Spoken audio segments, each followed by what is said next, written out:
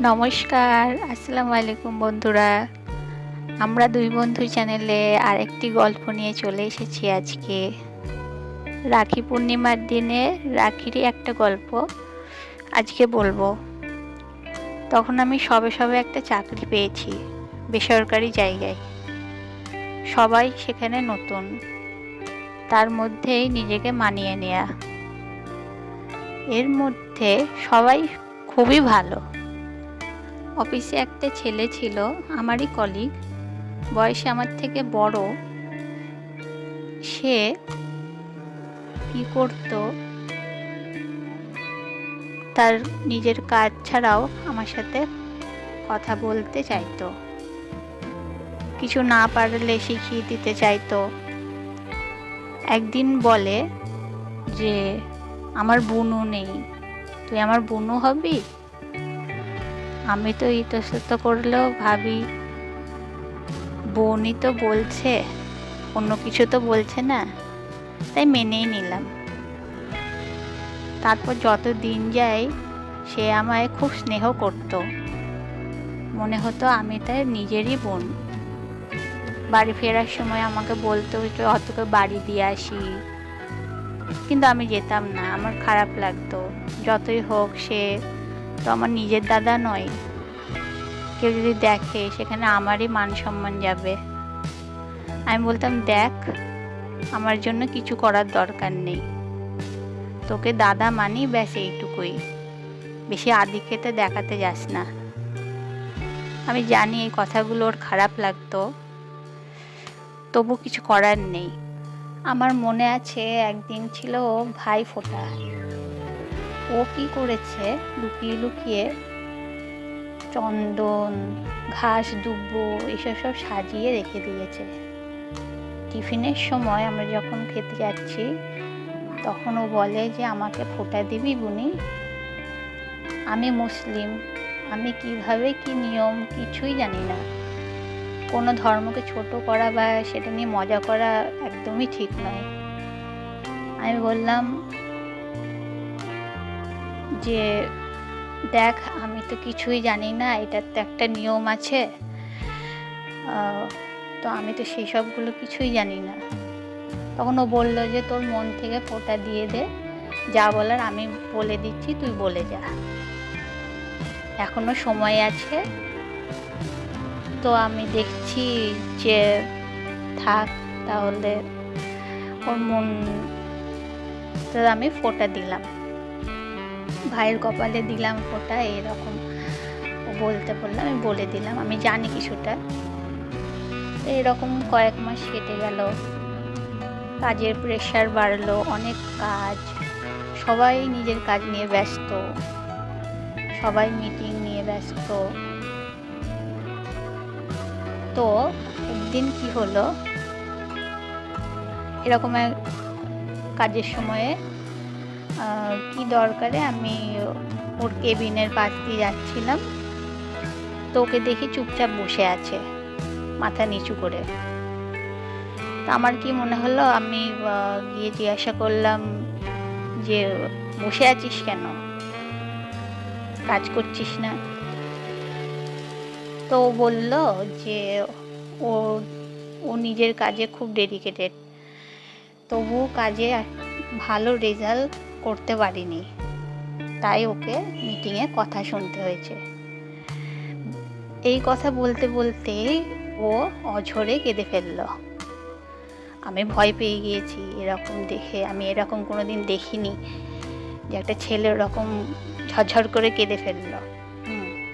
আমি থতমত খেয়ে গিয়েছি পুরো, কি করবো ভেবে পাচ্ছি না, কেউ নেই আশেপাশে যে আমি ওকে সামলাতে বলবো। আমি নিজেই চোখের জল মুছে দিলাম। আমার হাত ধরে ও আরো কাঁদছে, দাদা এতই কাঁদছে যে আমার হাত গড়িয়ে জল কোনোই পর্যন্ত পড়ে যাচ্ছে। আমি বললাম, কাঁদিস না দাদা বলে। ও বলছে যে আমি তো চেষ্টা করছি, তবুও। বললাম, কাজে এমন ভালো খারাপ দিন থাকবেই, জল মোট চোখের, আবার চেষ্টা কর, এখনো তো সব ঠিক করে ফেলবি। ও শান্ত হলো। আমি নিজের কাজে বসে পড়লাম। আমরা যারা কর্পোরেটে কাজ করি তারা সবাই কত না পরিশ্রম করি কোম্পানিকে টিকিয়ে রাখার জন্য। আমাদের সবার বিশেষ গুরুত্ব আছে একটা কোম্পানি চালাতে, সেটাকে বড় করতে। সেখানে একটা দুটো ফল্ট হলেই সেই এমপ্লয়ির কতটা কষ্ট হয়। সে হয়তো ভালো কাজ করেছে, কিন্তু তাও তাকে কথা শুনতে হয়। তো এই ছিল সেই ঘটনা। ওই একটা দাদা ছিল, বকাটে ছিল, বদরাগীও ছিল, কিন্তু আমার প্রতি ওর ব্যবহার সবসময়ই খুব শান্ত। এত মিষ্টি ব্যবহার। আমি যেন একটু বাজে ব্যবহার করতাম, কিছু মনে করতো না। বোনই তো, বোন ভেবে কিছু বলতো না। কী বা মনে করবে, আমাকে বুনি বুনি বলে ডাকতো। এখনো ফোনে মাঝে মধ্যে কথা হয়। তো এই সময়ে একটা কথাই বলার আছে, যে ভালো থাকিস দা ভাই, রাখি বন্ধনে তোকে জানাই অনেক শুভেচ্ছা। মাঝে মাঝে ফোন করে বলে, বুনি কেমন আছিস? আমি বলি হ্যাঁ ভালো আছি। ওই ফোন করে মাঝে মাঝে, আমি বেশি ফোন করতে পারি না। তো সবসময় আমাকে ভালো মন্দ জিজ্ঞাসা করে, আবার বলে যে তোর কিছু অসুবিধা হলে আমাকে বলবি, কোনো সমস্যায় পড়লে আমাকে বলবি। নিজের দাদার মতনই, খুব ভালো। বেশ, তোমরাও জানিও তোমার এমন কোনো দাদা যে হয়তো তোমার রক্তের সম্পর্ক না, কিন্তু তাও দাদার থেকে কম কিছু করে না। তোমরাও জানাতে পারো আমাকে। রাখি বন্ধন উৎসব বা রাখি পূর্ণিমা ভারতের একটি জনপ্রিয় উৎসব। এই উৎসব ভাই ও বোনের মধ্যে প্রীতিবন্ধনের উৎসব। এই উৎসব ভাই ও বোনের মধ্যে ভালোবাসার উৎসব। হিন্দু, মুসলিম, জৈন, বৌদ্ধ এবং খ্রিস্টান সমস্ত ধর্মের মানুষেরা এই উৎসব পালন করে। এই দিন দিদি বা বোনেরা ভাই বা দাদার হাতে রাখি নামের একটি পবিত্র সুতো বেঁধে দেন। এই রাখিটি ভাই বা দাদার প্রতি দিদি বা বোনের ভালোবাসা ও মঙ্গল কামনা এবং দিদি বা বোনকে আজীবন রক্ষা করার ভাই বা দাদার শপথের প্রতীক। এবার শুরু করা যাক রাখি বন্ধন উৎসবের ইতিকথা। চিতরের বিধবা রানী কর্ণবতী মুঘল সম্রাট হুমায়ুনের সাহায্য প্রার্থনা করে একটি রাখি পাঠিয়েছিলেন। এরপর থেকেই রাখি বন্ধন উৎসবের জনপ্রিয়তা বৃদ্ধি পায়। 1905 সালে বঙ্গভঙ্গ প্রতিরোধ করার জন্য রবীন্দ্রনাথ ঠাকুর রাখি বন্ধন উৎসব পালন করেছিলেন।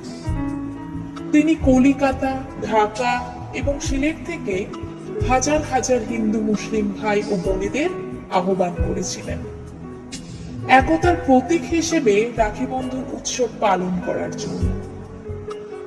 19 শতকে আমাদের বাংলায় জাতীয়তাবাদী আন্দোলন ছিল চরম পর্যায়ে, যা ছিল ব্রিটিশ সাম্রাজ্যের কাছে অপরিমিত ভয়ের কারণ। এই জাতীয়তাবাদী আন্দোলনকে দমন করার জন্য ব্রিটিশ সরকার সিদ্ধান্ত নেয় বাংলাকে দুই ভাগে ভাগ করার। সেই সময় রবীন্দ্রনাথ সহ গোটা ভারতের বিভিন্ন নেতা এই সিদ্ধান্তের সমালোচনা করেছিলেন এবং বঙ্গভঙ্গের বিরুদ্ধে আন্দোলন শুরু করেন। 1905 সালের জুন মাসে লর্ড কার্জন বঙ্গভঙ্গের সিদ্ধান্ত নেয় এবং 1905 সালের আগস্ট মাসে বঙ্গভঙ্গের জন্য আইন পাশ করা হয়। শ্রাবণ মাসের পূর্ণিমা তিথিতে এই পবিত্র উৎসবটি পালন করা হয়। রবীন্দ্রনাথ ঠাকুর হিন্দু মুসলিমদের মধ্যে ভ্রাতৃত্ববোধ জাগিয়ে তোলা এবং বঙ্গভঙ্গের বিরুদ্ধে প্রতিরোধ করে তোলার উদ্দেশ্যে রাখি বন্ধন উৎসব পালনের জন্য আহ্বান করেন। রবীন্দ্রনাথ এই দিনটির উদ্দেশ্যে একটি গান রচনা করেন। বাংলার মাটি, বাংলার জল, বাংলার বায়ু, বাংলার বল। পূর্ণ হোক, পূর্ণ হোক, পূর্ণ হোক হে ভগবান।